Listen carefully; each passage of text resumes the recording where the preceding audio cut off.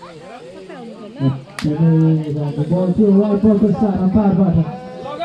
Please continue. Aday pani lama shot. Ito ni Kumoka.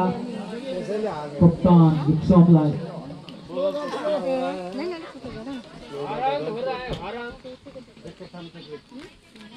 Out. Yang ball kuning pani bounce back. Ko फाइदा उठाउन सक्न भएन कप्तानले स्पिरिटको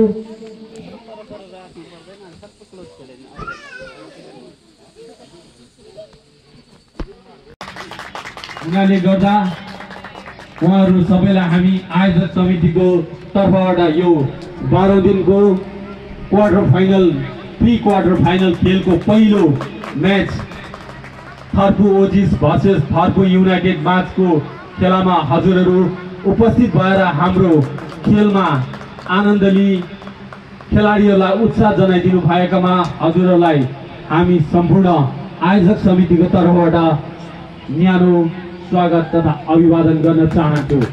यसरी नै यस खेलमा आनन्द लिइदिनु हुन आउने हाम्रा दुवै दलका खेलाडी तथा दर्शक महानुभावहरू, खेल प्रेमी इष्टमित्र दाजुभाइ तथा थर्पु वरपरबाट आउनु हुने हाम्रा अतिथिहरूलाई पनि हामी आयोजक समितिको तर्फबाट न्यानो स्वागत तथा अभिवादन गर्न चाहन्छु।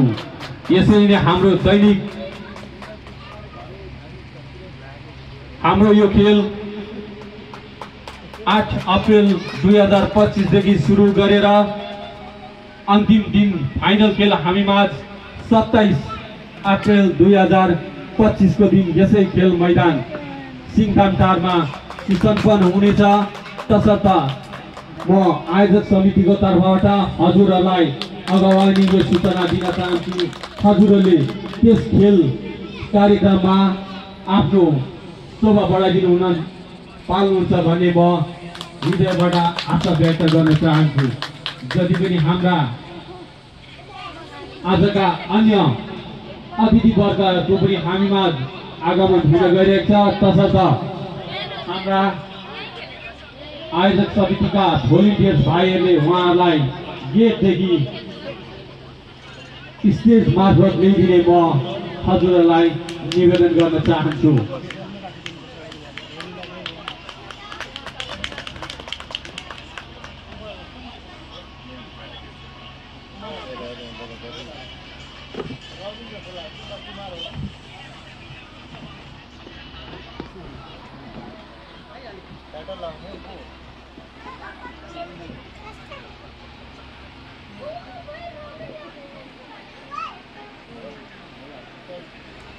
हामीले यस खेलको आयोजना celebrating of 50th year anniversary of statehood लाई पनि हामीले यस खेलमा समावेश गरिएको छ। साथसाथै यस खेलमा हामीले खेलको अन्तिम फाइनल दिन हामीले धेरैवटा मनोरञ्जनपूर्ण कार्यक्रमहरू पनि समावेश गरिएको छ। उक्त दिनको खेलमा हाम्रो निम्तोलाई सहर्ष स्वीकार गर्दै हाम्रा यसै क्षेत्रका क्षेत्र विधायक श्रीमान आदित्य गोलेज्यूको मुख्य अतिथि रहनेछ।